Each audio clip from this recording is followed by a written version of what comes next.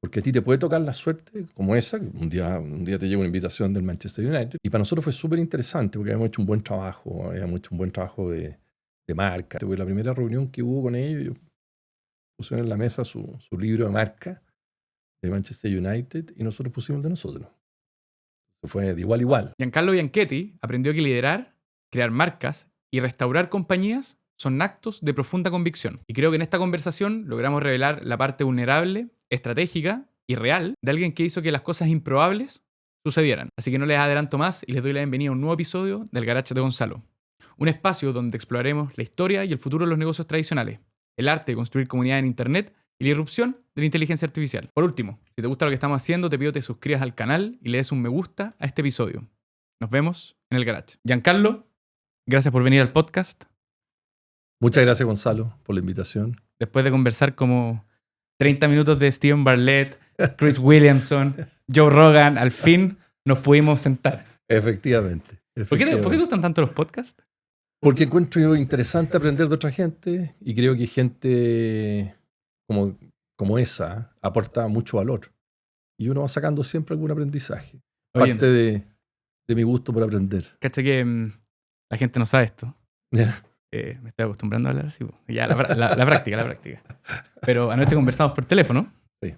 Y me quedé pensando cuál podía ser la idea central del episodio en base un poco a tu trayectoria y las cosas que hay logrado en la vida. Uh-huh. Me gustó mucho ese mantra o ese valor central de hacer que las cosas pasen. Uh-huh. Partamos con la historia de el proceso que construiste dentro del Casillero del Diablo para llegar al Old Trafford, que para la gente que no sabe es el estadio del Manchester United. Exacto. Bueno, lo de Casillero, a ver, primero que todo, yo creo que es importante entender que en todas las industrias o en todos los proyectos, y sobre todo en la industria agrícola o en este caso la industria del vino, el equipo es central. Entonces, cuando uno logra algo, efectivamente son muchos personajes que están involucrados.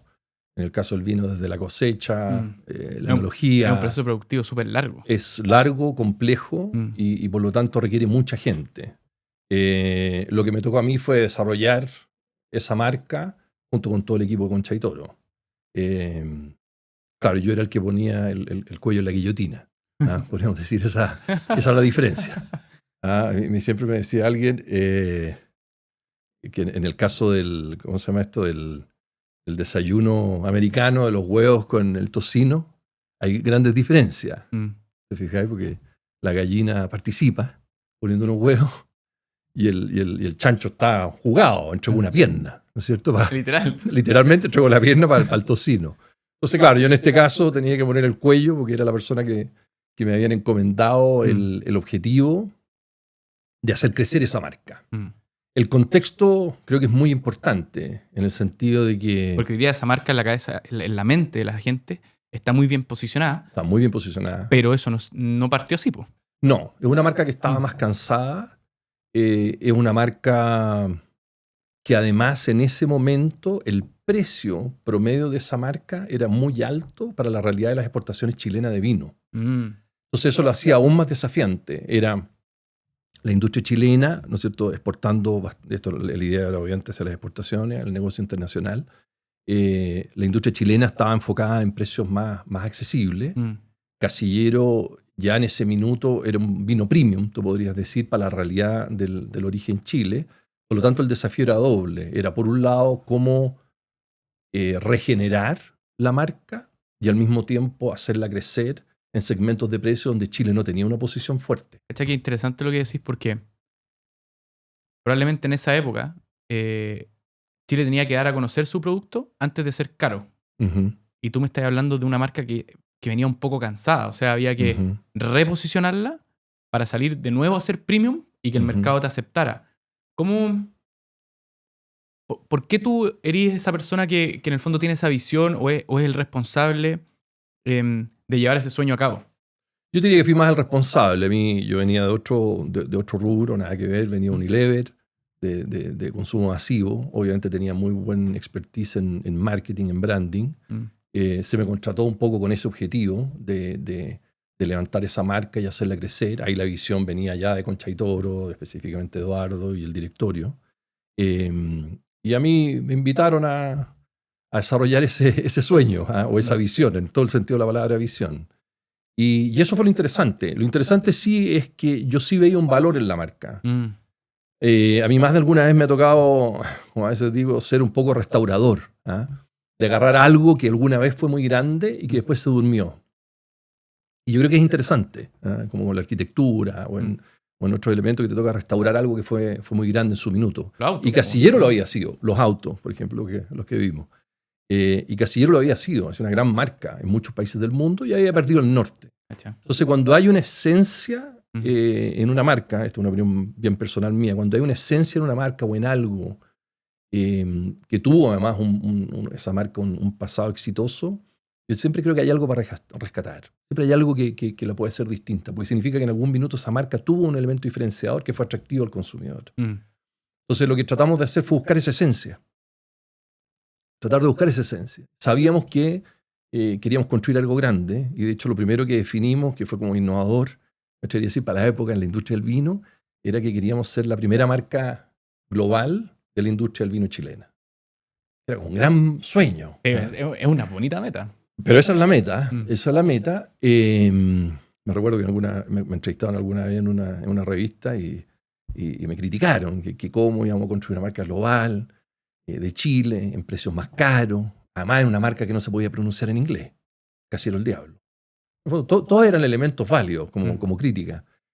Pero sí veíamos que eso que era lo crítico o lo criticable era también lo que te hacía diferente. Porque lo que pasaba en la industria del vino, y creo que en cierto sentido sigue pasando en muchas industrias y también en la del vino, hay muchas etiquetas, hay pocas marcas. Claro.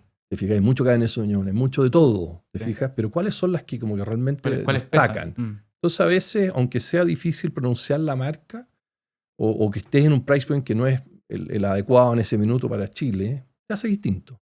Y yo creo que la diferenciación es un elemento central siempre.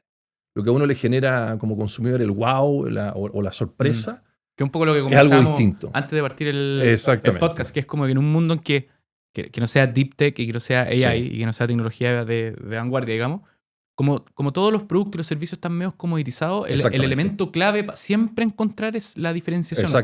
Cómo tú realmente traes algo genuino, único, auténtico encima de la mesa que conecte con la gente que tenés que llegar. Exacto. Y en eso estaba, en el caso de Casillero el Diablo, la leyenda. La leyenda del Casillero el Diablo. Entonces era... Me digas que no me la sé.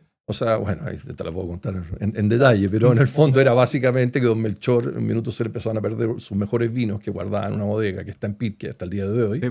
Y nada, y él inventó que en esa bodega estaba el diablo, y que ese era el casillero del diablo, para que la gente no se robara el vino. Básicamente esa es la idea. Pero si tú lo piensas, es una idea súper universal, porque en el fondo estaba hablando de algo exclusivo, algo de alta calidad, algo que genera esa atracción de que tú quieras robarlo incluso, claro. ¿Te fijas? Y crear este cuento. Entonces tomar esa esencia de esa leyenda y modernizarla fue un poco lo que hicimos. Y por eso te digo que es un poco como restauración. Es tomar algo con su esencia, ¿no es esto lo que hace que esa cosa sea lo que es, y reinterpretarlo y darle un golpe de modernidad y desarrollarlo. Estoy pensando entonces, eso fue lo que hicimos en esa etapa 1. Además de todo un trabajo enológico y agrícola espectacular. ¿Te fijas? Porque un poco nosotros definimos este sueño, como te digo, de la marca global. Definimos, bueno, ¿qué es una marca global? Claro. ¿Cuáles son las características de una marca global? Eso estaba pensando. ¿Te fijas? Y empezamos a hablar, bueno, calidad. Obviamente es indiscutible. Tenemos el producto. Es indiscutible. ¿Cómo vas a hacer una marca global que tiene problema de calidad? No puede tener problema de calidad. Entonces ese sería un requerimiento 1, que no es menor, sobre todo en un negocio agrícola. Te fijas, un producto vivo como es el vino. Entonces en ese sentido fuimos mirando, esto fue un estudio interno, lo hicimos nosotros, con el equipo, qué sé yo, interno dentro de la empresa, cuáles eran esas características que hacían que una marca fuera global. Y así fuimos armando como una ruta de construcción de marca.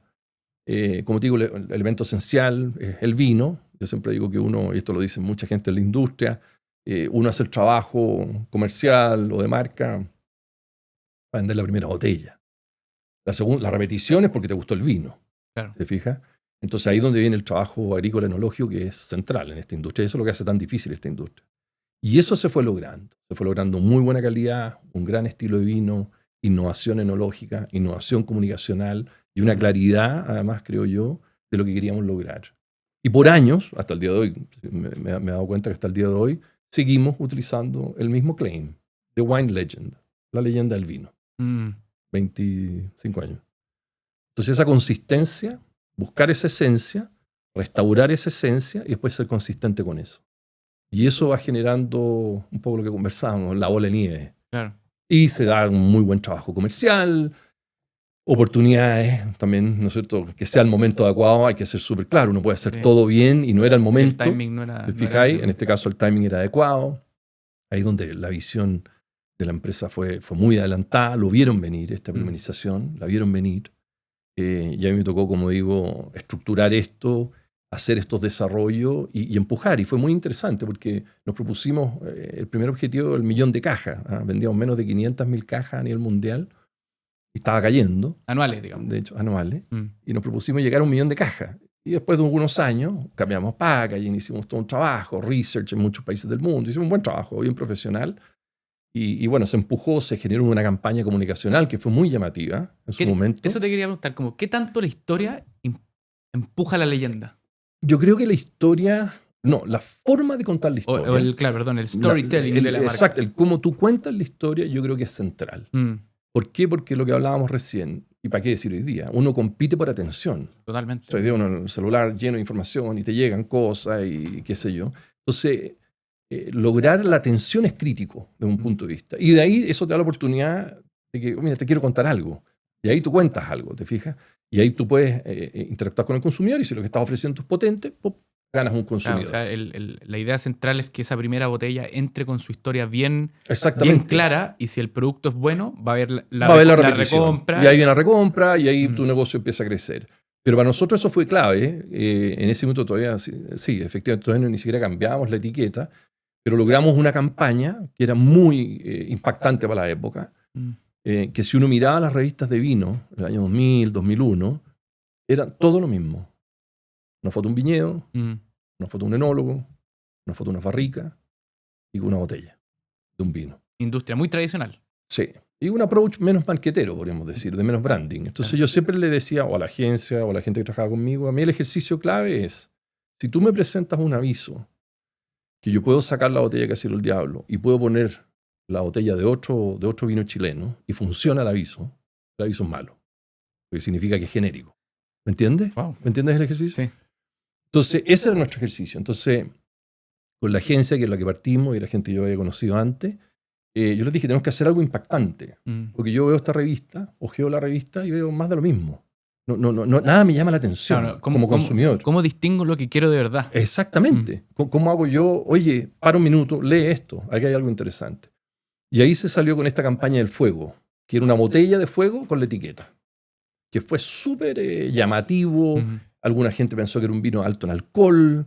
Generó mucha, en ese sentido, como una cierta polémica, si bien fue muy bien recibido. Y curiosidad al mismo tiempo. Mucha curiosidad. Porque si viene con el fuego y el alcohol. Exactamente, y qué es lo que es, y qué es lo que es este. Entonces, eso fue muy importante, porque eso fue tomar la leyenda, ¿no es cierto? Wine Legend, el diablo, fuego, aclara la relación, ¿no es cierto? En cualquier parte del mundo, eso es global. ¿Entiendes? Eso da lo mismo el idioma. Fuego y leyenda del diablo, se entiende, ¿no es cierto? En cualquier parte del mundo. Y eso ya generó como una muy buena reacción. Me acuerdo haberse la mostrado a algunos con los equipos, algunos compradores, algunos importadores, y les llamaba la atención. Algunos lo encontraban como demasiado innovador para la industria y otros lo encontraban interesante. Y lo fuimos empujando. Y ahí sí vino también, que creo que es importante, la convicción y el apoyo desde arriba, honestamente. Yo era el gerente de marketing global, de vamos con eso. Fija, porque hay presiones de, mira, pero uy, no será mucho esto y lo otro. No, hubo mucho apoyo, se entendió y eso fue generando que fuimos expandiendo, empujando, llamando la atención. Y bueno, la gente obviamente después consumía el vino, lo encontraba un muy buen vino porque lo era y empezó a crecer. Ahí superamos el 1.000.000 de cajas y después te prometo que llegamos a los 2 millones de cajas. Es lo que estábamos hablando antes, que era como que de repente está la meta, llegáis a la meta y de repente se pone un paraguaso hacia arriba. Es lo que yo digo, que uno pierde el control. Claro. Que uno pierde el control de la marca. Que lo encuentro maravilloso, porque significa que el control de la marca está en el consumidor. Y eso es maravilloso. Wow. El control de la marca la marca ya no es tuya. Tú la cuidas nomás. ¿Entiendes? Porque sobre todo en la industria del vino, que hay importadores, distribuidores y una serie de personajes que tocan tu marca, siempre hay alguien que te afecta a la marca, para bien o para mal. Pero cuando logras llegar, y esto yo creo que en todo rubro, cuando llegas a que el consumidor ya, esta es mi marca, este es mi vino, al final esta es mi instancia de consumo. Yo me quiero tomar un Casillero del Diablo porque me gusta. Me pasan cosas exactamente, con la ocasión. Y te fijas, tú empezás a cuidar la marca. Tú empezás a ser el guardián de la marca para ese consumidor. Y eso es maravilloso. Wow. Porque ahí empieza a explorar. Ahí llegamos a 2 millones de cajas y yo me fui después a Estados Unidos con la viña, cuando ya prácticamente hemos llegado a 3 millones de cajas. Y te prometo que fue pero veloz el crecimiento. Yo hoy día creo que son más de 7 millones. O sea, por lejos, en facturación, yo creo que por lejos debe ser la viña número 2 de Chile, o me imagino. O sea, de un objetivo inicial de 1, saltaron rápido a 2, y ¿cuánto fuiste a 3? Pero lo interesante fue que el 1 fue el que más costó. Sí, nos costó como 3 años llegar al 1. Y eso, donde hablábamos de la persistencia, sí, por eso es tan importante. ¿Te fijas? Porque en esos momentos... Construir con visión y con convicción de largo plazo. Exactamente. Y tener la convicción y decir, no, si esto va, si estamos bien.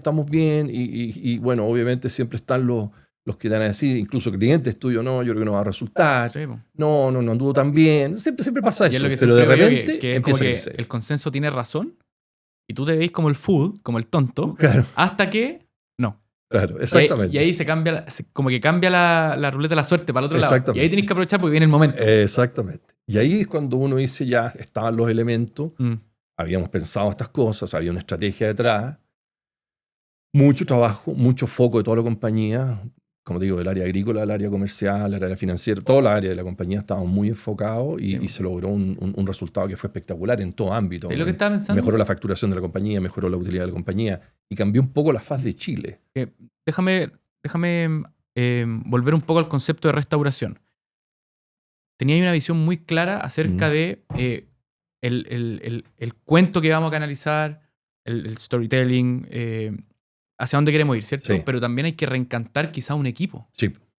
Eso debe ser lo más difícil, ¿no? O una de las cosas más difíciles cuando, por ejemplo, tú te encontrás con una situación de que el equipo está perdido o el equipo se quemó, porque son cosas que pasan. ¿Qué tan difícil es hacerlo y cómo alinear un equipo? Sí, esa es muy buena pregunta. La verdad que eso fue harto trabajo. En el sentido de que tú haces un proceso, ¿no es cierto?, de llegar a esa esencia, decir esto es lo que vamos a proponer, esto es lo que va a hacer la marca, esto es lo que queremos lograr. Eso es una etapa 1, entre comillas, escribirlo, ¿no es cierto? Después una etapa 2, ¿cómo le damos claridad? Después etapa 2, ¿cómo le damos forma? O sea, esto va a ser con un suéter azul. ¿Cómo va a ser esto estéticamente? Okay. Te fijas que ahí está la campaña del fuego, la botella de fuego, usar el fuego en nuestras comunicaciones, qué sé yo, y hacer la marca, entre comillas, más taquilla, podríamos decir. No sé si es una palabra muy joven esta, pero más cool. No sé cómo lo dirías tú. Cool, Entonces hacer eso. Y después cómo transmitir eso, sobre todo con menos redes sociales. Estamos hablando del año 2000, 2001, 2002. ¿Te fijas? O sea, era otra realidad. Y ahí sí nos dimos cuenta que nuestro primer cliente era nuestra fuerza de venta. Total. Nos dimos cuenta que eso era crítico. Si bien les había gustado mucho la propuesta de producto, la propuesta de comunicación sobre todo, estaban como bien entusiasmados, pero obviamente todas las áreas comerciales, yo he estado también en las áreas comerciales, uno es bien escéptico, hasta mientras que no vea que las cosas venden, uno es entusiasta pero escéptico. Claro, uno quiere empujar lo que funciona. Exactamente. Pero empezamos a preparar me atrevería a decir, una estrategia con nuestra fuerza de venta y después con nuestros importadores, en donde lo llevamos al nivel de cuando íbamos a relanzar la propuesta de producto de packaging, la etiqueta, el nuevo packaging, que fue todo un trabajo hacer un sello con el diablo arriba, un tema ingenieril. El equipo de operación en la viña trabajó cualquier cantidad para poder hacerlo, porque no es fácil hacer esas cosas. Y ya estábamos listos para lanzar y ahí acordamos con el equipo ya. Todos los viernes vamos a contactar a la fuerza de venta con algo. Un día era, no sé, un mousepad espectacular, precioso, con un diseño con el fuego. Después, no sé, el otro viernes era una polera preciosa, te fijas, exquisita, de Casero el Diablo. Después a lo mejor era un mail con un video entretenido. Se tienen que empapar del movimiento. Se tienen que volver la gente que evangeliza el producto. Exactamente. O sea, ellos son tus embajadores. Y tus importadores son los embajadores después en ese país. Claro. Entonces empezamos a hacer eso, pero como estrategia. O sea, no fue algo como, oye, mandemos. No. Vamos todos los viernes, por estas próximas 6 semanas, ponte tú que haber sido, vamos a ir mandando algo. Hasta que al final vamos a mandar una caja preciosa, que de hecho lo hicimos, con el producto terminado. Wow. Entonces uno tiene que trabajar. Entonces uno tiene que, en estos procesos de ejecución, de, como decías tú, hacer que las cosas pasen, uno tiene que entender en cada fase quién es la gente que va a hacer que las cosas pasen contigo. Denme un segundo porque les quiero contar que hoy mi desafío es encontrar una empresa con menos de 67 personas cuyo dueño esté en busca de hacer una transición. Así que si conoces a alguien así, te pido me puedas ayudar conectando con él. Gracias y volvamos al episodio. ¿Quiénes son los players? Yo no le hablé al consumidor. Claro. ¿Qué iba a hablar al consumidor? Le hablaste a través de personas. El producto no estaba todavía en la calle. ¿Qué iba a hacer publicidad? No, una tontera. Si el producto no estaba en la calle, no iba a morar. Un importador puede tener, no sé, 40, 45, incluso 60 de inventario. Entonces, que no hay nada. Tengo que a ellos, hoy día en esta etapa, que hay que poner las órdenes, presentárselo al cliente, presentárselo acá en el supermercado, lo que fuese. Es 0-1. Exactamente. Y muchas veces yo creo que a veces la gente se pierde, todos nos perdemos. Te fijas, empezamos sobrecomplejizamos. Y yo creo que en ese sentido la teníamos clara, fuimos ordenados, dijimos ya, ¿quiénes son los que van a hacer que esto pase hoy? Y en 2 meses más, y en 6 meses más. ¿Te fijas? Y ahí fuimos atacando etapa a etapa. Y después empezó a empujar. Diría que los primeros... Despachamos el primer package en agosto, o sea, el package nuevo en agosto del 2002, si no me equivoco. Empezamos el primer despacho y no pasó nada. Hasta enero del 2003. Nada, sí. Nada. Diría que como en marzo, si no me equivoco, el 2003 empezó a explotar. Ahí empezamos a crecer 50% al mes. Y ahí fue, pero increíble. Ahí se perdió el control de la marca. Y de ahí se llegó a los 2 millones. Pero ese periodo de capacidad apnea, como le digo yo, de haber sido cosa seria. Duro. Porque además uno igual se siente un poco cuestionado. Acuérdate que yo era el que había puesto obvio, el cuello en la guillotina. Y si te cuestionan, de nuevo... yo me cuestionaba a mí mismo. Ups. El consenso tiene razón porque no está pasando nada. ¿Cachai? Exacto. Pero no, yo para ser súper honesto contigo, yo tenía mucha convicción de que iba a resultar. Que era un tema nomás de que saliera el packaging antiguo de la góndola, entrar al packaging nuevo. Te había identificado 2, 3 cosas que había que... Como la campaña, con el packaging nuevo, iba a salir la campaña del fuego más masivamente. Te fijas, yo decía, no es el momento. No es que estuviera seguro que iba a ser un éxito rotundo, pero de alguna manera sí estaba seguro, y estaba seguro que no era el momento de cortar. Okay. ¿Me entiendes? No era el momento de decir que hasta aquí no me llegamos. No había que rendirse. No. Y más de alguno me dijo que ya era el momento de rendirse. Y yo dije no. Y ahí sí que yo estaba convencido. Dije todavía no. Olin. Todavía no. Sí, porque en el fondo, que yo creo que pasa mucho en estos mercados largos. Y largo me refiero a que la distribución es muy larga. Pasa mucho que nosotros en Chile, sobre todo, tenemos muy poca paciencia. Muchas veces. Y a lo mejor mataste algo que iba bien. Que a lo mejor estaba... Pero no iba con los tiempos que tú esperabas. Por eso es un problema tuyo. Claro. Un problema o de desconocimiento de lo profundo que puede ser un canal de distribución. O tu ansiedad nomás. O tu ansiedad, o tu presión por resultados, ¿te fijas? Entonces, yo en ese sentido estaba súper claro que iba a ser mejor que lo que teníamos. No tenía tan claro que iba a ser un fenómeno. Y que terminó siendo un fenómeno. Esa es la verdad. Pero el trabajo se hizo bien. Se hizo un buen trabajo. Se hizo un estudio. Nos integramos todos. Se metió mucha opinión de mucha gente del equipo. Fue un tema súper colaborativo. Yo siento que fue un muy bonito proyecto por eso. Fue un proyecto muy compañía. De arriba para abajo. O sea, del directorio hacia abajo. Probablemente si es que ahora lo miráis en retrospectiva, si es que no hacían eso, probablemente la marca se hubiese ido a... Sí, estaba muy complicada. A piso en algunos años más, ¿cachai? Sí, estaba muy complicada. Dentro de esta historia, ¿cuándo el Casillero del Diablo pasa a ser parte como del Manchester? Bueno, años después, para el 2010 ya, 2009,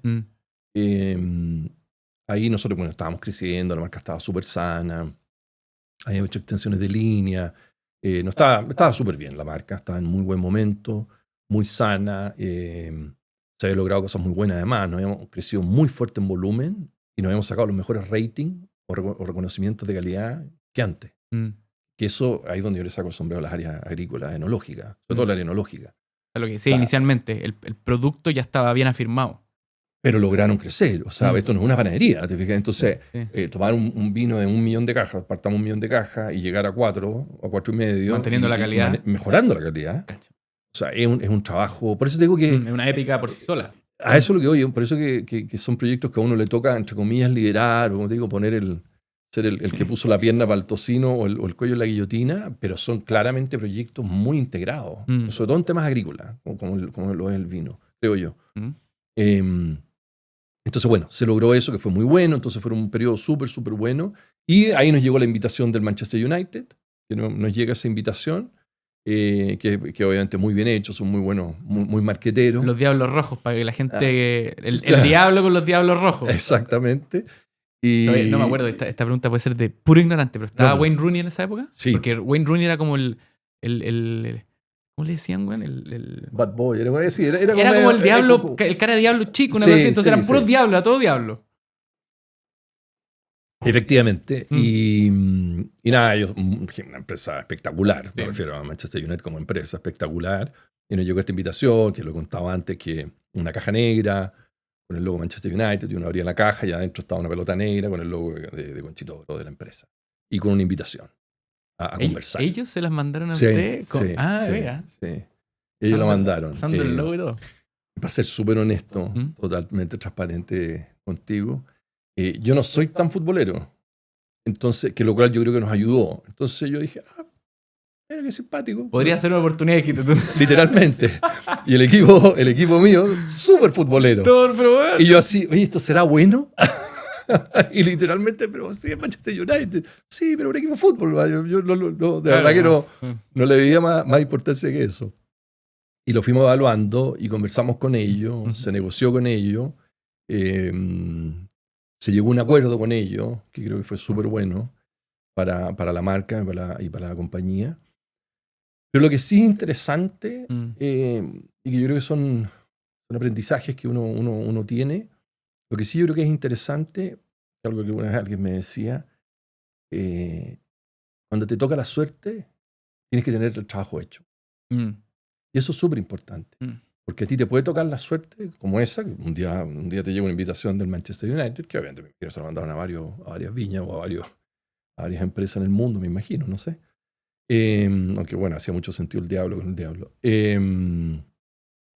tú no estás preparado como para sacarle el potencial a esa oportunidad, en este caso de negocio, de partnership.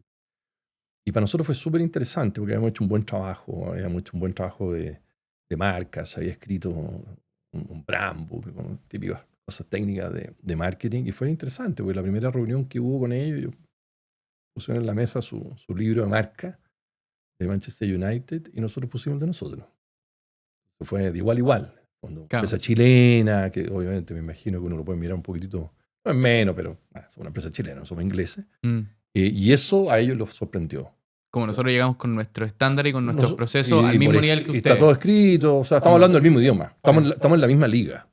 Y eso yo creo que fue muy bueno. Y nosotros sí teníamos, aparte de la claridad de la marca, creo que hay un sistema de distribución súper bueno a nivel mundial, ya estábamos en 140 países o más, y se logró activar la marca en muchos países. Y eso fue lo que a ellos siempre les sorprendió. Como que la distribución de alguna manera ya la tenían construida. Exactamente. Entonces, por eso te digo, o sea, cuando nosotros empezamos a hacer incluso en África, hacíamos promociones cruzadas con ellos o comunicación con ellos. O sea, ellos no lo pueden creer.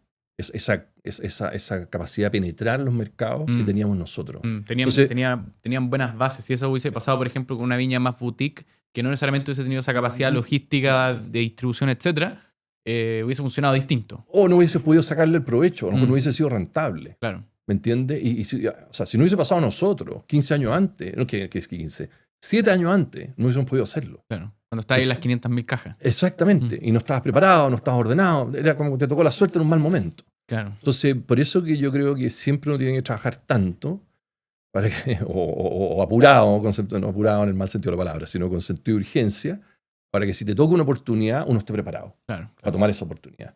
Y yo diría que eso fue un aprendizaje. Y después funcionó súper bien. Funcionó muy, muy bien. Como que nos conectamos muy bien como cultura de empresa.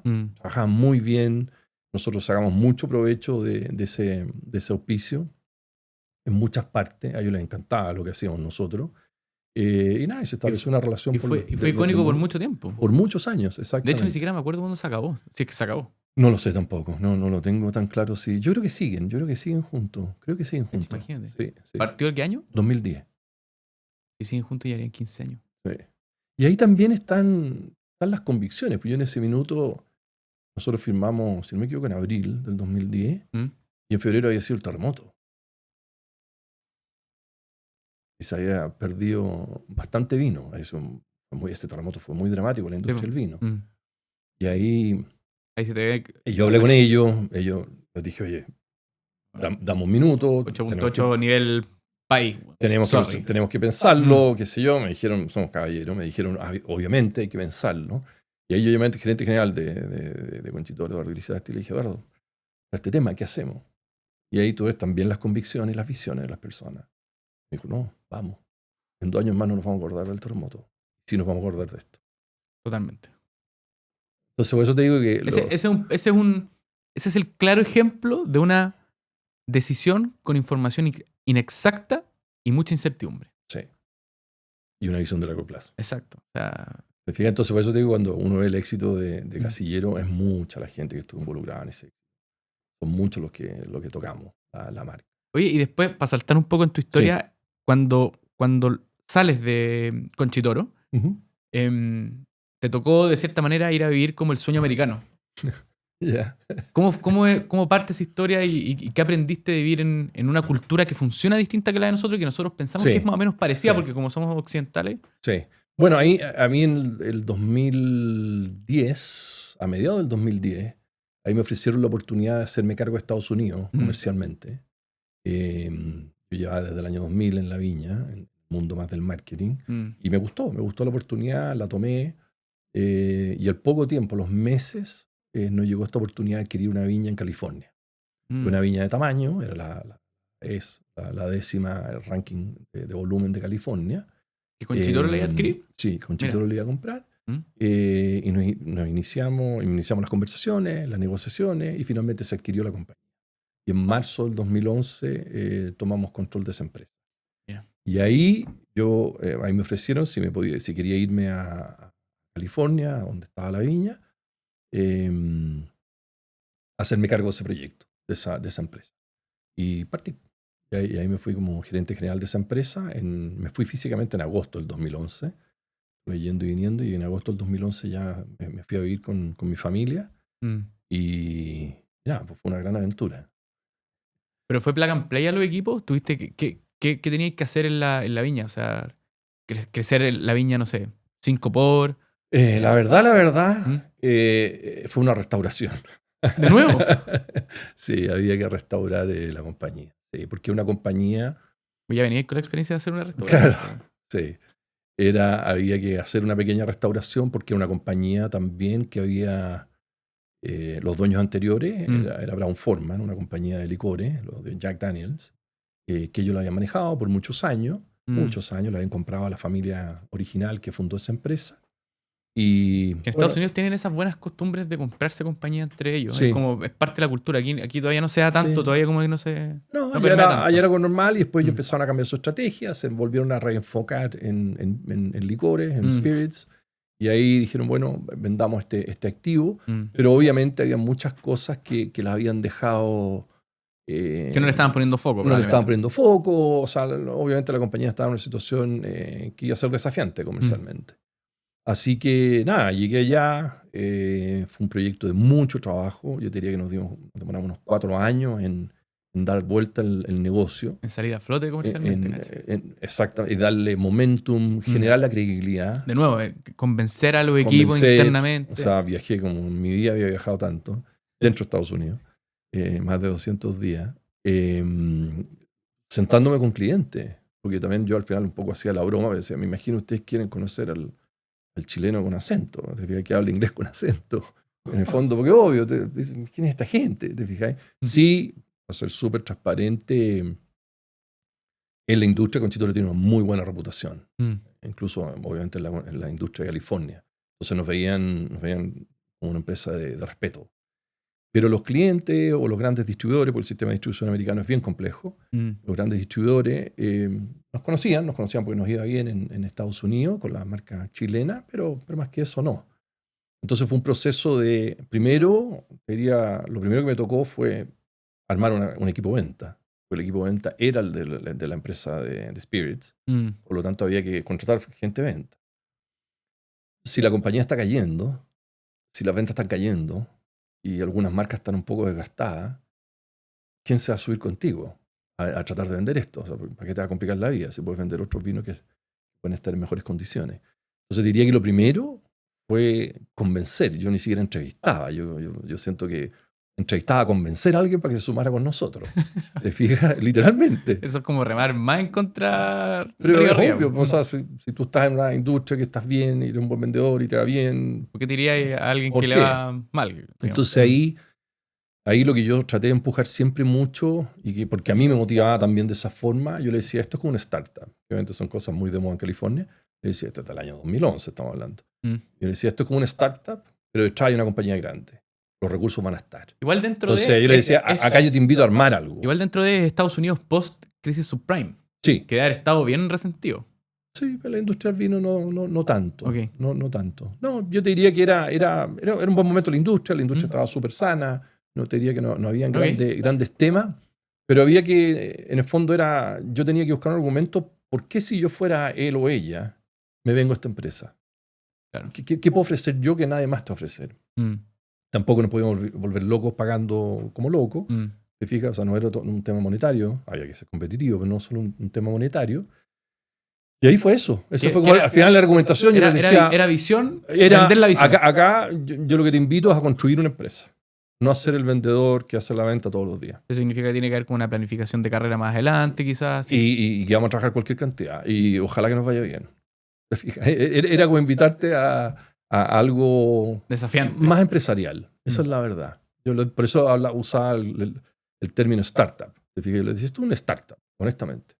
Tenemos que crear esto. Tuvimos que hacer muchas cosas. O sea, no teníamos cómo recibir gente. Tuvimos que crear esa área. O sea, creamos muchas áreas dentro de la empresa para hacerla competitiva. Y después también hicimos un poco lo mismo, que fue mirar hacia el interior, en el sentido que esta es una empresa muy exitosa. Entonces, de nuevo, ¿qué hizo exitosa esta empresa hace 20 años? ¿Cuál es la esencia de esta empresa que en su minuto golpeó?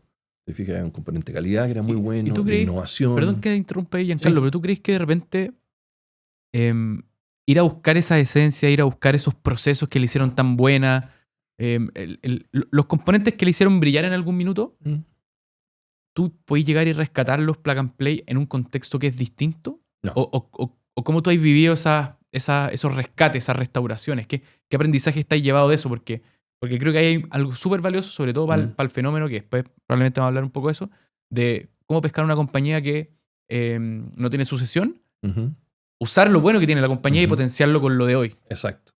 Es que para mí la clave es entender lo que te hizo exitoso en un momento. Okay. Esa es la clave. Puede ser que eso ya no sea relevante.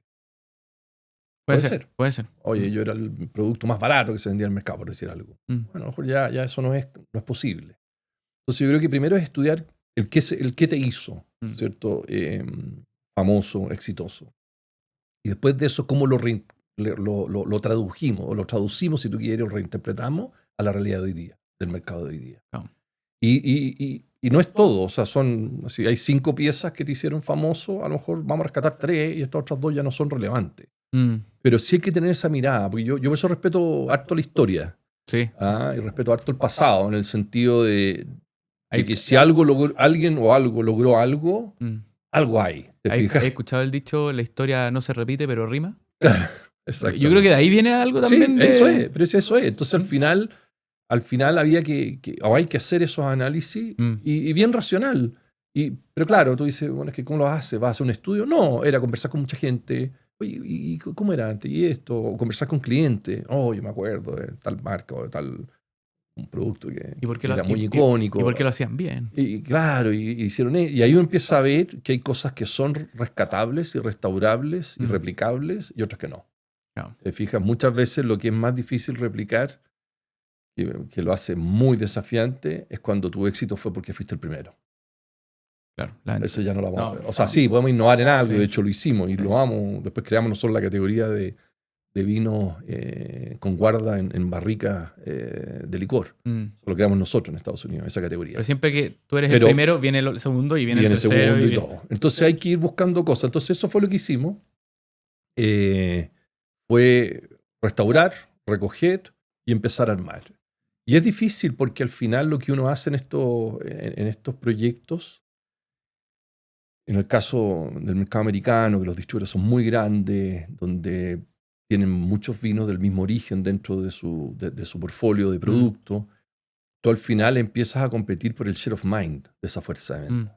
Es por qué él me tiene que vender a mí y no a este otro vino de California. Y eso es súper complicado. Eso es para mí es de lo más difícil que porque hay. no le estáis vendiendo directo al consumidor final, que es lo que hablábamos antes, ¿cachai? Sino que acá tú le estás vendiendo un intermediario que tiene que colocarte en la góndola o en alguna parte. Sí. Por lo tanto, tienes que estar en la cabeza de ese gallo que en el fondo tiene 40 alternativas como tú. Exactamente. Y eso es súper indirecto. Es súper indirecto, es lo más desafiante y en el caso más americano, que es lo que lo hace tan entretenido, tan frustrante como mercado en el caso de los licores, es que varía por estado. Cada estado es distinto.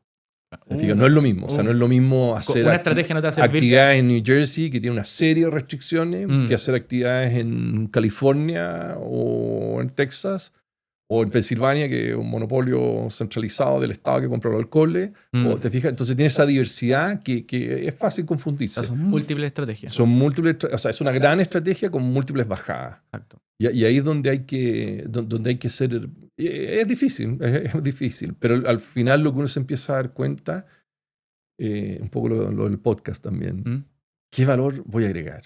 Y a mí me pasó en una conversación que tuve el primer año, segundo año, fui a Walmart, a Bentonville, a reunión con el tipo de comprador de vino y licores.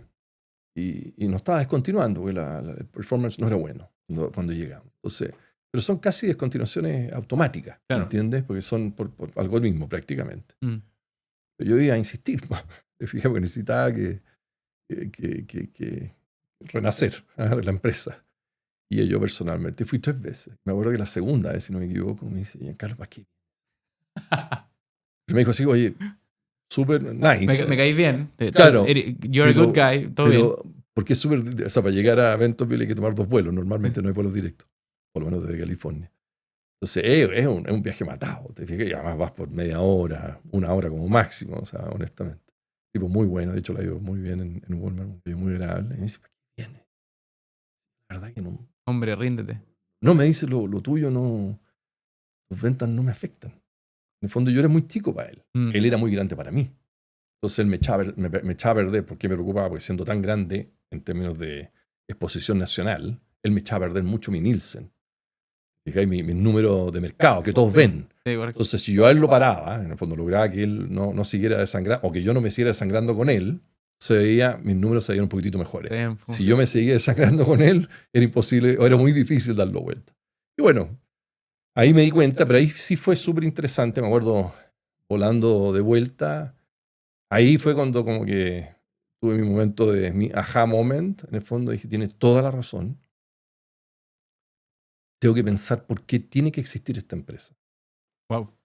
No solo la vamos a restaurar. ¿Y por qué? ¿Y ahí iba ahí como en el año 2? Sí, año y medio. No, estábamos así, trabajando como todo lo que el cuerpo me daba. Y claro, yo dije, tienes toda la razón. Si uno se pone los zapatos de tu cliente, tienes toda la razón.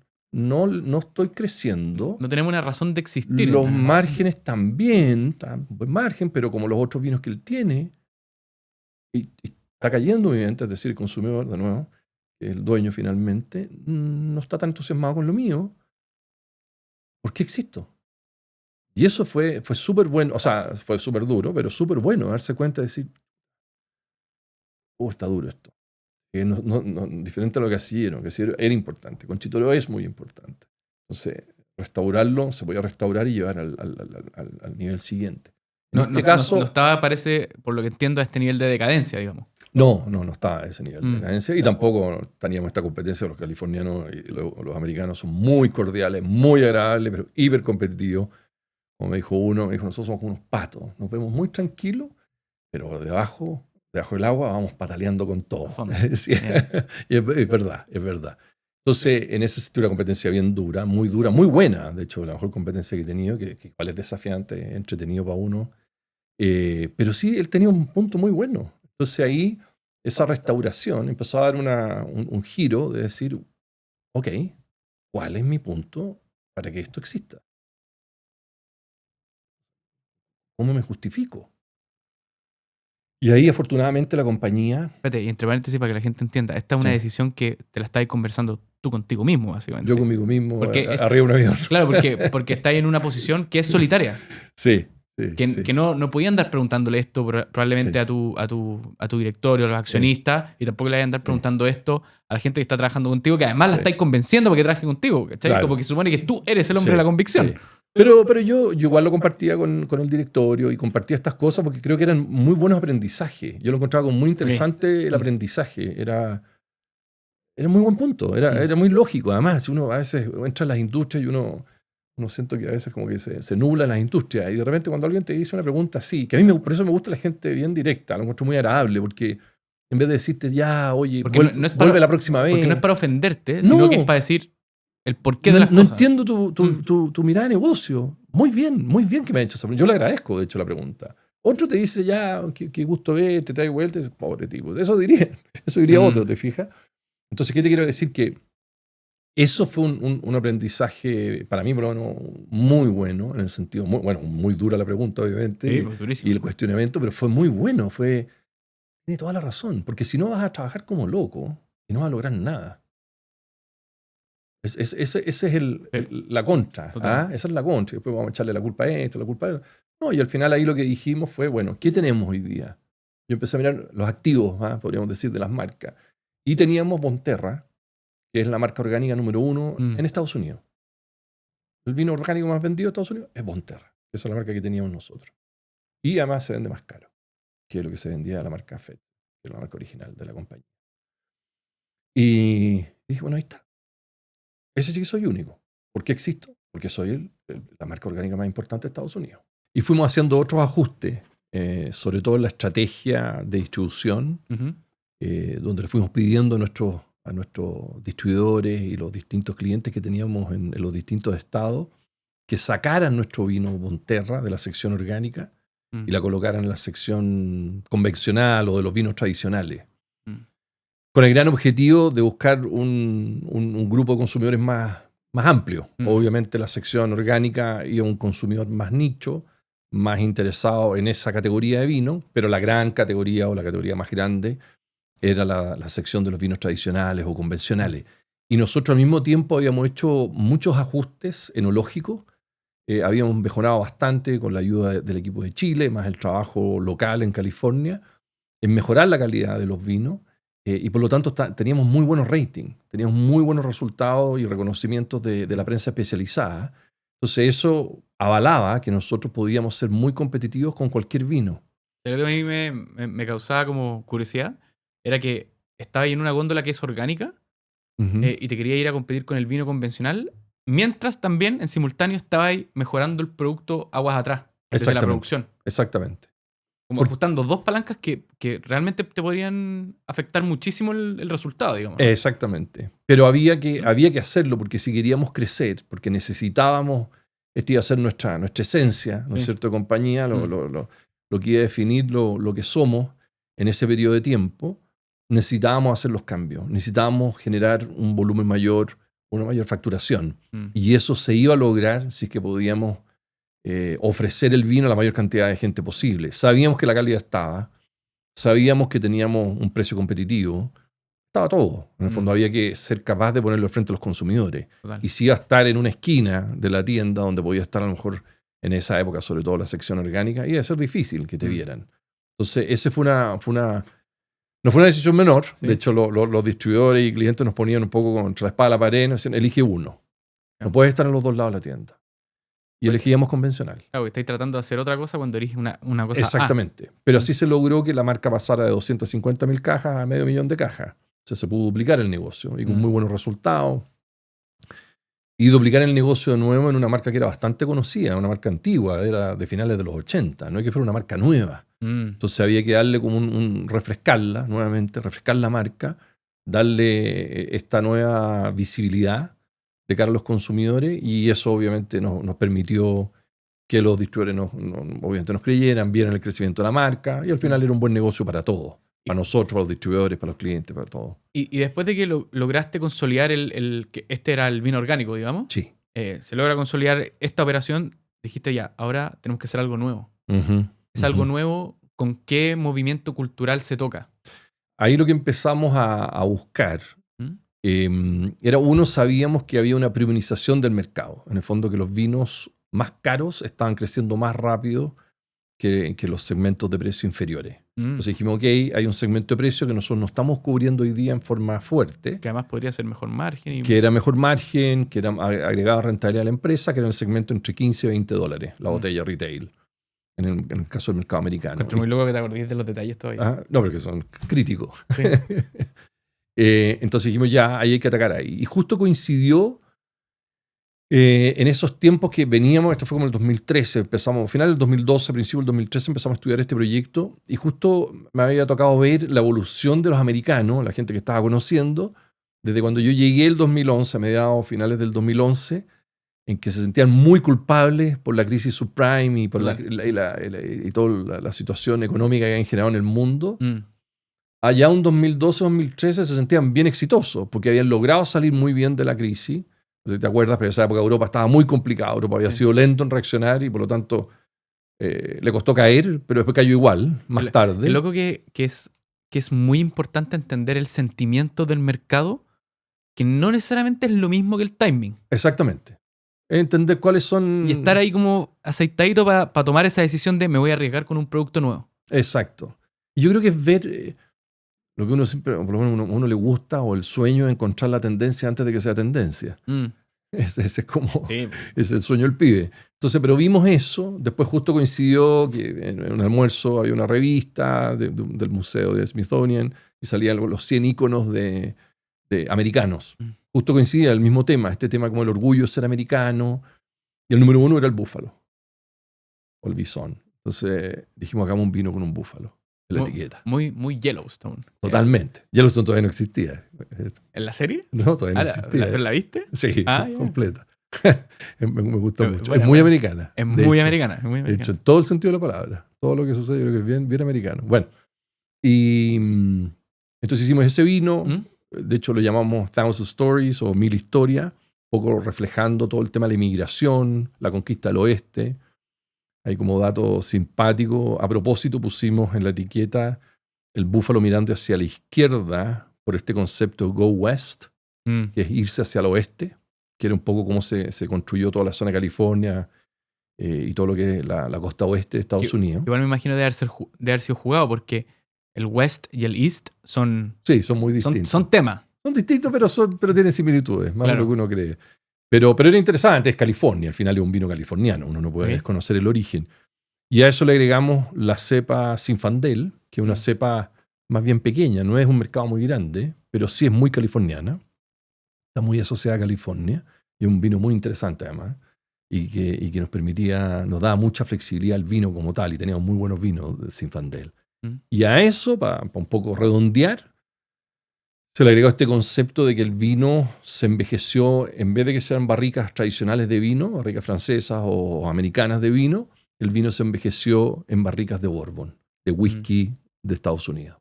Más gringo todavía. O sea, imposible más. Entonces ahí quedó esta marca Thousand Stories con el búfalo, Zinfandel, que es la cepa tradicional, ¿no es cierto?, de Estados Unidos, californiana, más este envejecimiento en una barrica de bourbon o de un spirit. Y eso fue un batatazo. Eso fue... Le llegó al corazón. Sí. Si bien mucha gente, sobre todo la gente más tradicional del vino, lo encontró curioso, yo te atrevería a decir que cuando lo presentamos a la fuerza de venta nuestra, yo creo que la mitad pensó que iba a ser un fracaso y la otra mitad yo creo que lo encontró entretenido, lo encontró distinto. Porque son esas cosas como bien disruptivas. Significa, no, yo, por lo menos que yo supiera, no había salido un vino que había estado en guardas de licores. Estas son las historias poco conocidas de cómo un chileno, gestionando una compañía en suelo americano, crea un producto con visión americana, pero con un toque chileno. Claro, porque uno también puede ser más observador. Cuando uno está adentro, uno es como parte de algo. Cuando uno está adentro, pero de afuera, con Sí. unos ojos frescos, yo creo que eso ayuda. No estáis como... No sé si la palabra es contaminado, pero no estáis tan influenciado por el sesgo de estar ahí Exactamente. mismo. O sea, hay cosas Entonces podéis observar estos movimientos Uno culturales. observa cosas que gente no había observado. Y a mí me marcó mucho, un poco en ese proceso de ideación, un comercial que sacó Cadillac en esa época, que era muy proamericano, que realmente vale la pena verlo. Era como muy con este concepto americana, que es un concepto que hablan los americanos, que es como el orgullo de ser americano, como la bandera y toda la historia. Y que se puso muy de moda. Después, bueno, lo que tú decías, Yellowstone, Sí, que ya lo multiplicó por muchas veces. ¿Alguna vez te sonó Es la misma historia. Lía Iacocca o Lía... Lee Iacocca. Eso ¿Cuál? sí. ¿El de los autos? El de Ford, sí. Sí. No, él era de... Bueno, estuvo en varias compañías, pero Ford, fue Chrysler. que- Chrysler fue la que... El que aparece en la película de Ford vs Ferrari que lo mandan a... sí. Pero después creo que él salvó Chrysler, creo. Bueno, puede no ser. me acuerdo. A Maranello Pero comprar sí, la sí, Ferrari. famoso Lee Iacocca, que fue el primero que se puso Y el Enzo un Ferrari. sueldo de $1. Se puso un sueldo cuando tuvo que rescatar Chrysler en su época. ¿En serio? Sí, pues ese fue famoso. No, famosillo. O sea, muy famoso, por favor. No quiero ser despectivo. Muy famoso, muy conocido. Es que es un gurú del marketing, tiene un libro. Sí. Por eso te decía. No, sí lo conozco. Y nada, y creamos eso y eso nos ayudó mucho. Y nos ayudó mucho no solamente en el tema de las ventas, de la rentabilidad, que obviamente es importante, pero de nuevo nos fue ayudando a construir esta razón de por qué existimos, de por qué existe esta compañía. Y siendo súper claro también de por qué un cliente tenía que juntarse con uno. Uno está acostumbrado en Chile o en otros países donde yo pido una reunión con un comprador, con un buyer y seguramente me la va a dar. En Estados Unidos hay tantas viñas, en California, como ya comenté, creo, más de 4.000 o casi 4.000. En Oregon otras tantas, en Washington, más todos los productos importados de Italia, de Francia, de pero Chile. aquí habíais metido un primer gol con el orgánico. Exactamente. Y ese mismo momentum con un producto adecuado exactamente para el momento cultural. Y muy distinto, muy innovador. Entonces eso fue muy bueno, como te digo, no solo en términos numéricos, sino que fue muy bueno como, mira, estos tipos hacen cosas interesantes. Y se creó una categoría. Se creó una categoría en la industria americana que es vinos envejecidos en barricas de licores, spirits. Eso fue creado, entre comillas, por Concha y Toro. Entonces, ese fue un momento de cambio muy importante. Eso fue muy bueno, como digo, no solo en términos pragmáticos de los dólares, de las márgenes, qué sé yo, sino que también como, mira, estos tipos sí pueden hacer cosas súper interesantes. Pueden hacer cosas con razón de ser y que tienen un para qué. Exacto. Y que se adaptan al mercado y que funcionan. Exactamente. Y ahí dejamos descolocados a muchos clientes. O sea, muchos competidores. Fue entretenido eso también. Eran los competidores, pero oye, ¿qué es esto? Y obviamente como el sistema americano, que es muy competitivo, nos empezaron a atacar, que eso no era correcto, que no estaba en el reglamento. Y la peleamos hasta el final. Nos querían eliminar la etiqueta, que no podíamos poner envejecido en barricas de Bourbon. Y la peleamos y obviamente sí se podía. Como esos detallitos de la Fórmula 1 que le pelean cualquier todo, cosa en el reglamento, pero en es. verdad puede ser como para solo desconcentrar. Exactamente. Pero si tú sabes que está y eso es muy interesante porque Estados Unidos es extremadamente competitivo y con todos los elementos. Y uno ve como efectivamente te pueden desconcentrar. Y nosotros estábamos de foco. Incluso con el marketing en redes o en campañas tradicionales, la competencia se puede burlar de... Exactamente, sí, está permitido. Y está permitida la publicidad comparativa también, que en muchos otros países no está permitido. Qué interesante. Entonces... Ya, pero después de mucho tiempo en este mundo como ejecutivo restaurador, está bueno el concepto central también. Como, te han tocado desafíos difíciles, pues. Sí. Llegó un minuto de decir, oye, ¿sabes qué? Volvamos a Chile, ¿qué volvemos a hacer a Chile?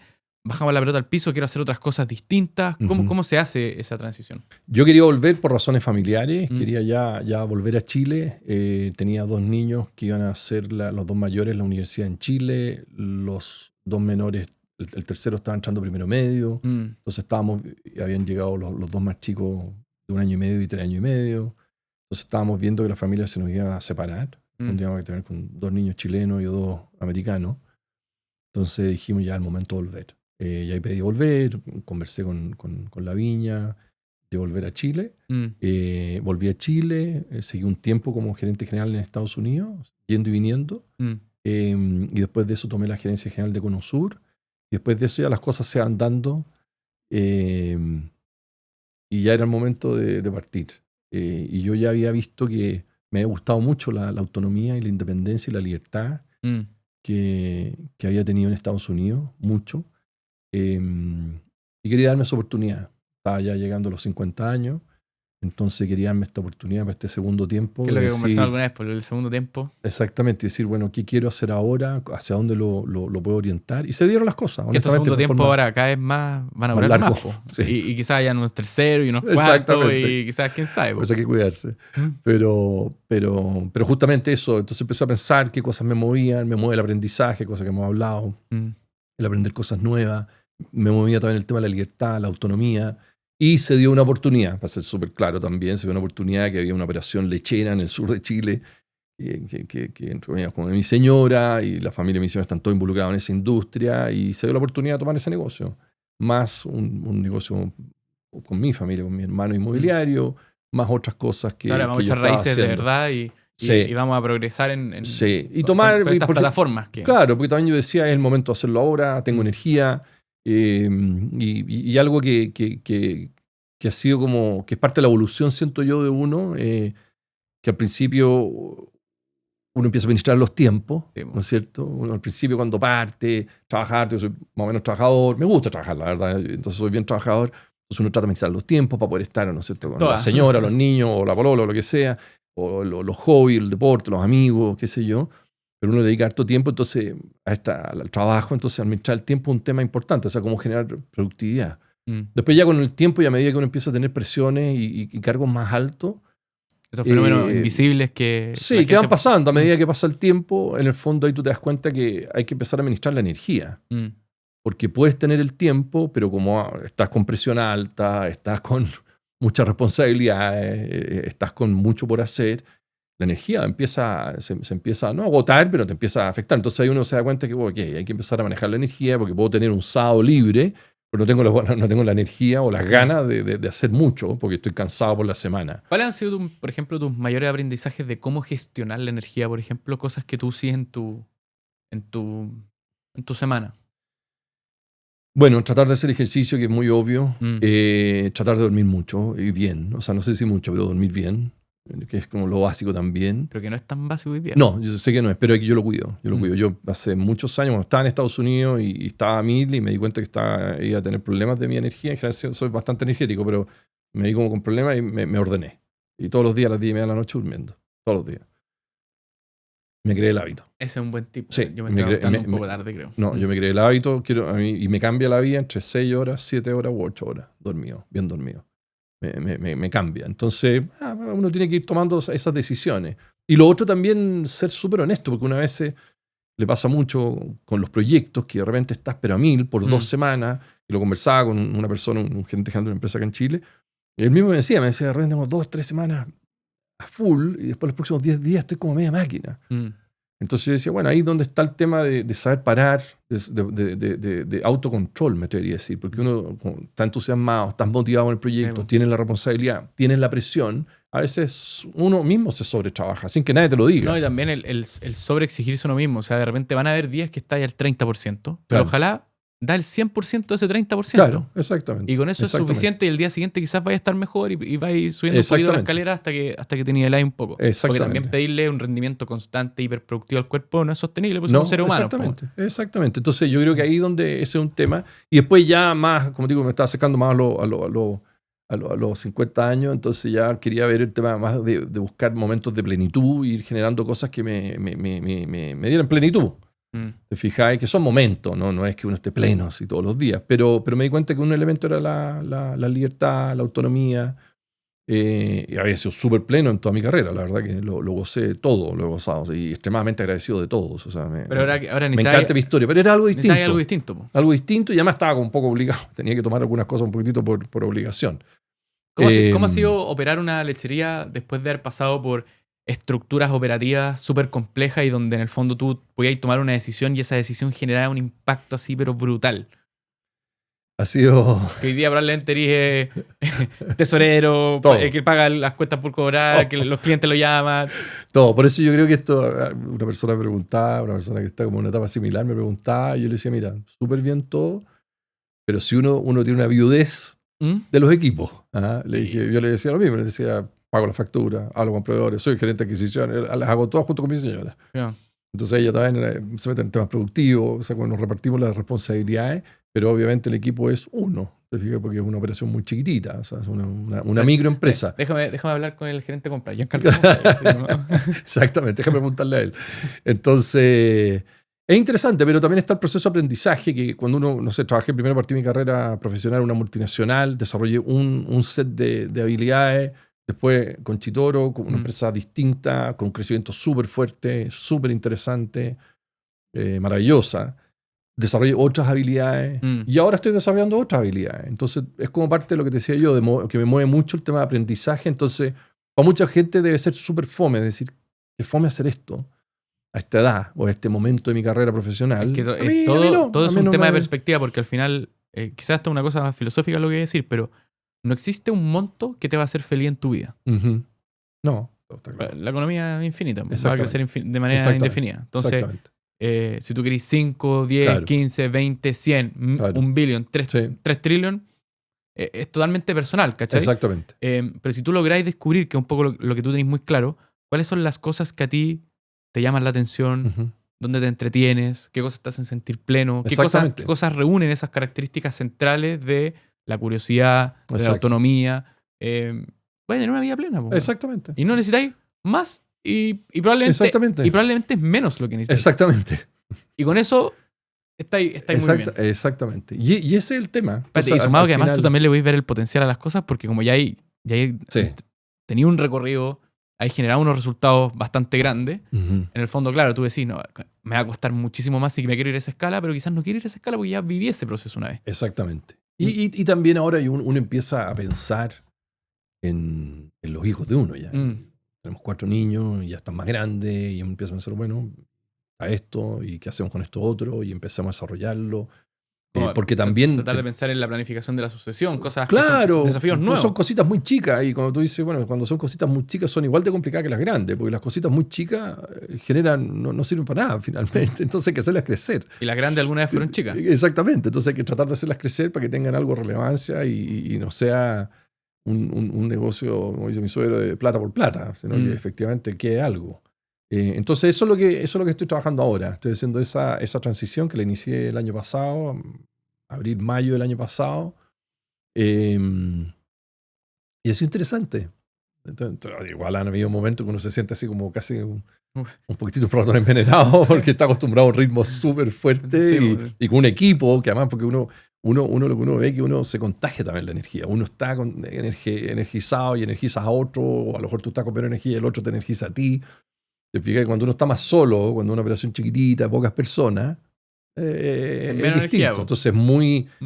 Lo que hablaba con una persona, uno tiene que tener mucha disciplina, mucha autodisciplina.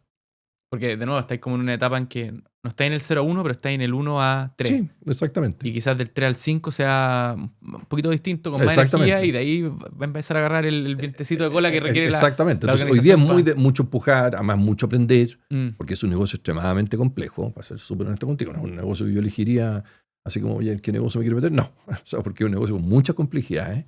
Pero a mí sí me ayuda que hay una red de apoyo, ¿no es cierto? Mi suegro, mi cuñado, qué sé yo. No, y tiene un propósito. Pero uno aprende y tiene un también el propósito. trabajo de ellos, que yo respeto el trabajo de otros, que eso es algo que también siempre me ha movido. No me gusta que se pierda el trabajo de alguien. Me genera como un poco de molestia, ¿ah? Cuando alguien construyó algo, en este caso con mi suegro. Que no haya continuidad, digamos. Que no haya continuidad, que se pierda, ¿no? Como que duele, porque hubo muchas horas, ¿no? Tal como yo he puesto muchas horas en otras cosas, o en otras ojo, compañías. que lo hemos conversado nosotros, la continuidad se puede generar de dos maneras. La primera, no, en Ujú. verdad, Sí. yo diría como 3. La primera es que la familia siga el negocio, Ujú. sea la familia directa o la indirecta, Sí, pero sí, es sí. en el fondo como que Sí. sigue ese curso. Que algún ejecutivo o persona que Claro. trabaja ahí, que tenga las aptitudes y tenga las ganas y quiera Sí. y tenga el cuero, ¿no? También lo siga, o encontrar un sucesor que pueda adquirir el negocio. Exactamente. Que es un poco lo que hemos conversado, Lo que hemos conversado, alguna sí. vez, que hoy día muchas familias no van a tener la suerte que tuvo la familia de tu Claro. señora, porque hay mucha gente que no le interesa sencillamente el negocio Exactamente. tradicional del papá o del abuelo. Sí. Y eso es una oportunidad para gente que sí tiene ganas de salir adelante, que se quiere probar, que quiere ir a Sí. decir, oye, bueno, yo quiero poner mi granito de arena en el mercado. ¿Cachai? Sí, sí. A mí eso es un tema que me llama la atención y un tema que poco a poco quiero ir estudiando, en el sentido de, aparte de esto que estoy haciendo ahora. Que en Estados Unidos el mercado es muy profundo y muy Por eso, entretenido para hacer y- esto, pero y- Chile y- esto es el Wild West, Sí, como el búfalo. todavía, sí. Todavía no se hace momento el búfalo. Sí, pero ir buscando circo. oportunidades, porque uno Mm. puede ir sacando, a mí me gusta eso de ir recobrando las esencias y potenciándolas cuando veo que hay potencial. Hay harto negocio con Entonces Lego. en eso me interesa, incluso, no sé, meterme en directorio de empresas medianas, que algo que creo que le puedo aportar harto, Mm. y también puede ser una oportunidad para mí, te fijas, no sé, de inversión, qué sé yo. No estoy súper abierto, pero Mm. creo que hay siempre oportunidades cuando uno ve esas cosas, esas marcas a restaurar en el fondo, y Sí, que uno dice, sí. chuta, si uno hiciera esto y esto podría cambiar harto. Eso me motiva, porque lo encuentro casi un desafío intelectual. Te fijas, de negocio, pero intelectual. Es cómo reencantamos consumidor, un cliente, lo que sea, con esta propuesta haciendo algunos ajustes. Y Total. eso yo creo que es un tema que me motiva. ¿Cómo veis el impacto de la tecnología, de la IA, en el mundo en que vivimos? ¿Tú crees que el trabajo más adelante quizás sea opcional? Me cuesta entender eso. Porque lo que sí estamos de acuerdo probablemente es que el progreso que está generando esto sobre sí mismo y sobre la sociedad es inevitable. Sí, Es una totalmente de acuerdo. fuerza que va en una sola dirección. Sí. Ahora, la pregunta es, ¿cómo tú te imagináis que esto va a cambiar la vida? Como la vivimos Sí, nosotros. no sé, a mí me cuesta un poco, ¿Mm? lo he escuchado a Elon Musk y con su explicación y todo. Con sus podcasts de 3 horas con Joe Claro. Rogan, no solo una vez, sino que como 4 veces ya. Exactamente. Tipo brillante, sin lugar a dudas, pero no sé, creo que no tengo la capacidad de imaginarme eso, porque siento que además el trabajo creo que es muy sano. Creo que es muy sano. A lo mejor si es que cambia el trabajo de ser una exigencia a ser un Una opcionalidad. placer, Mm. creo que puede ser, pero creo que es necesario. Creo que el trabajo y los momentos difíciles, sobre todo, te desarrollan. Te desarrollan como ser humano, no solo como profesional. O sea, como todas las cosas duras, te matan o te fortalecen. Entonces, no me extraña, o sea, encuentro que sería muy difícil no tener el trabajo. ¿Cuál sería tu propósito? Y de nuevo, no es que uno sea el trabajo, no, uno tiene familia, las prioridades son otras. No quiero confundir a nadie con eso. Pero yo creo que uno se puede confundir. Yo, de hecho, un amigo cercano, americano, que hizo en el mundo tuyo un exit, Sí. y lo pasó muy mal Después. por 2 años. Perdió totalmente su propósito. Ya, Y tenía mm. familia, niños, señora, ¿Sabes lo que mucha pasa? plata. Y como que quedó, es como uno dice, bueno, estás desocupado. Sí, pero estás casi vacío. Porque además le dedicó tanto tiempo a crear una empresa que no estás desocupado, estás Ya, pero vacío. déjame Y eso es un bonito problema, pero doloroso. Déjame en ese ponerte un caso y hacerte una pregunta difícil de vuelta. Perfecto. El caso es que en Estados Unidos, yo tiendo a pensar, por los casos que he visto y he leído, o que están documentados, que culturalmente es mucho más aceptado que una persona, por ejemplo, a los 65 años, venda su compañía y después se dedique a jugar golf y a pasarlo Sí. bien con sus amigos. Sí. Socialmente el tipo está vigente con sus cercanos, no pasa nada. Muy común. No tienen su identidad atada al trabajo. Nosotros vivimos en una sociedad que más o menos sí. Sobre todo por las tendencias Sí. más tradicionales. Entonces, eso es una cosa acá como que siento que no nos podemos desligar del trabajo, porque si nos desligamos del trabajo, como que perdemos la identidad, que Sí. tiene mucho que ver con lo que me estás Sí. diciendo tú. Entonces, te pongo la pregunta al revés. Sí. ¿Qué pasa si es que el trabajo para ti fuese tan opcional que yo te diera, no sé, el 80% de tu tiempo absolutamente libre? Como, ¿qué decidirías tú hacer con tu tiempo? Es que ahí donde volvemos a un poco cuáles son los elementos, cuáles son las cosas claves que te mueven. Ok. Y yo creo que ese es un elemento central, porque si a ti lo que te mueve es jugar golf con tu amigo y te gustaría hacerlo todos los días, me parece súper bien. Y eso es lo que a mí me gusta de Estados Unidos, de ese respeto por la decisión del otro. Total. Y me parece súper bien. Yo no tengo por qué meterme en tus decisiones. Pero yo creo que cada persona tiene algo que lo mueve. a mí me llama mucho la atención generar un impacto en un grupo de empleados, por ejemplo, o de socios o de amigos, en términos laborales, de que desarrollemos un proyecto con una cierta épica. Lo encuentro lo más entretenido que hay. Entretenido, ni siquiera estoy hablando de plata, estoy hablando de entretención cultural, espiritual, si tú quieres. Para ti ya casi es un deporte. Es como... no sé, un deporte, pero es como lo encuentro bonito. O en algunos casos, que algo que sí me produjo mucha satisfacción personal, bueno, cuando te toca conocer gente, por ejemplo, tomar una empresa o llegar a una empresa y trabajar en esa empresa, redefinir las estrategias o lo que sea, y ver florecer gente. Se me encuentra espectacular. Por lo tanto, que es una de las cosas que a mí, si tú me decís que me ha producido satisfacción personal, más que resultados, cuando una niña, no sé, que trabajaba en el área de contabilidad y de repente empieza a manejar toda un área, no sé, no tengo idea, revenue management, por inventar algo, y es la misma persona. Y se desarrolló por lo que la empresa está haciendo y floreció profesionalmente. Entonces, yo creo que depende mucho, no estoy dando... La mirada. Depende mucho qué es lo que a ti te llena. Sí. Yo, de nuevo, si alguien no quiere trabajar, que no trabaje. Por favor, no tengo ninguna opinión. Pero yo sí creo que uno tiene que tener claro qué es lo que te llena. Porque este caso que te comentaba de este amigo, él no es que quedó desocupado, él quedó vacío. Que es muy distinto. No es que no tuvo nada que hacer. Porque quizás su personalidad, sus intereses, lo que lo mueve, estaba en otro lado y no su estaba... Su trabajo era muy central porque había creado algo, entonces era su guagua conceptualmente. Y la guagua se vendió, se abrió la bolsa, la típica historia norteamericana. Sí. Y todo bien, obviamente le fue bien, pero queda una persona que queda más vacía. Entonces ahí es donde yo creo que cuando vamos volviendo un poco al tema de la inteligencia artificial y nos vamos a trabajar, no sé, me cuesta como todavía creerlo, pero... ¿quién soy yo? ¿Te fijas? ¿Quién soy yo para eso? Te voy a contar una anécdota breve y de ahí vamos a pasar al cierre con las recomendaciones de podcast y de libro. Yeah. Yo una vez le fui a tocar la puerta a un dueño de negocio y me siento a conversar con él en su fábrica. Y me empieza a contar su historia de cómo había... Él no partió ese negocio, lo compró. Y lo desarrolló y se notaba que tenía mucho cariño y que el negocio estaba sobredimensionado para lo que estaba vendiendo desde el punto de vista de la manufactura.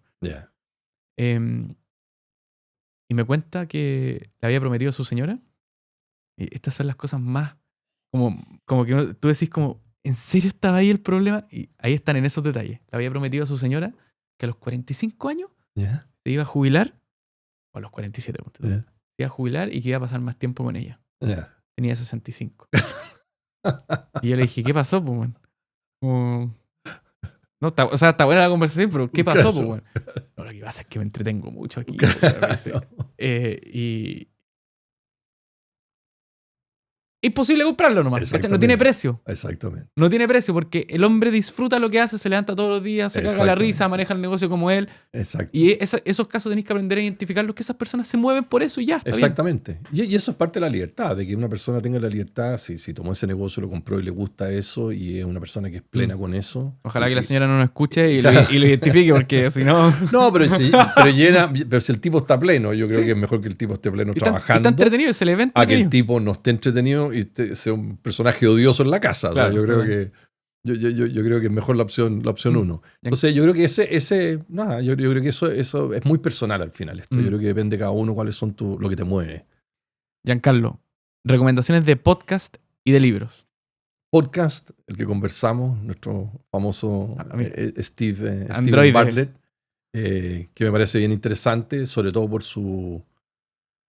la amplitud de temas que está cubriendo. Por cómo se expandió, de pasar de solamente... de solo negocio a hablar de... biohacking. Y longevidad y no sé, me parece interesante. Sí. Como me gusta a mí un poco ver de todo, en vez de comprarme un libro de cada tema, creo que es súper... Es que además están buenos los formatos de podcast que muchas veces los llevan de formato largo a formatos más cortos. Tú consumías esos nuggets y después te va a dar el episodio completo. Sí, exactamente. Pero veo, no me te hace 50 minutos, una cosa así. Es como en vez de leer un libro, es ver un tema con un experto y con un buen entrevistador. Entonces lo encuentro interesante. ¿Te gusta Steve Bartlett? Ya, pero te contaminé el repertorio porque ahora te dije que el Chris Williamson también estaba súper bueno. Eso lo voy a chequear. Lo voy a chequear.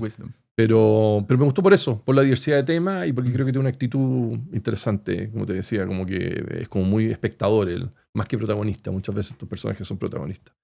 Y en términos de libro, la verdad que me gusta de todo. Me gustan los libros de negocio, de todo tipo que he leído.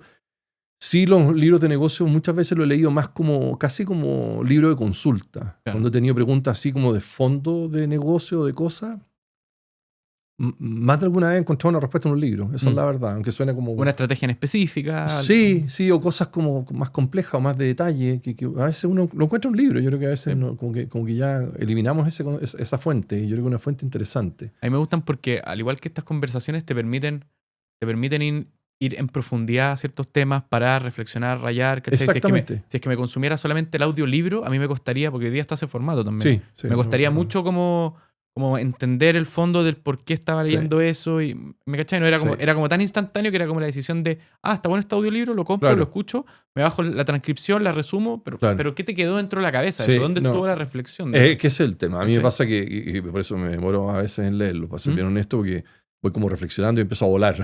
Voy a la página 4 y me voy a otro mundo mientras estoy leyendo. Pero creo que yo los veo eso, más de ese estilo. Y después me gustan, o me ha tocado una clase en la universidad en Viña, que da un profesor que era orden social, se llamaba, que era más como filosofía, de definiciones del concepto de propiedad, más filosófica. Me encantó. Eso fue uno de los ramos que más me gustó. De ingeniería comercial, imagínate. Porque lo encontré muy, muy fundamental, muy de fondo cada tema, y te da como buenas bases, siento yo, para observar la sociedad. Y ese tipo de libros también los leo. Menos común, porque son para mí por lo menos, que no soy experto en el tema, son más lentos de leer, pero me encanta. Lo que me pasa a mí que la gente muy curiosa como tú, por ejemplo, que tiene muchas ganas de aprender, a mí me pasa también. Como que en la medida que vamos aprendiendo más y cosas, y que tú vas reconociendo patrones, marcos de entendimiento, frameworks, como se llaman, etcétera, te empezás a acercar más a entender al ser humano. Exactamente. Las leyes implícitas que gobiernan su comportamiento, el por qué es como es, ¿cachai? Claro. El mismo propósito de la filosofía de vida, hacia dónde vamos. Exactamente. Creo que es un viaje interesante. Yo creo que son cosas buenas de leer. A mí, como te digo, me marcó mucho eso en la universidad hace muchos años. Y como que siempre me quedó ese interés. Y cada cierto tiempo leo libros de ese tipo de temas. Así como más de evoluciones sociales. También un poco para entender lo que está pasando, sobre todo en estos momentos que todo es más complejo. Y que te gusta entender también tener un poco una mirada los externa. Movimientos culturales. Sí, hoy día los movimientos culturales muchas veces están en los podcasts. Exactamente. Giancarlo, caballero, gracias por venir al podcast. Espero que lo hayáis pasado bien y que haya sido una bonita experiencia. Sí, lo pasé bien. Lo importante es que hayamos agregado valor. Sí, po. Hasta la próxima.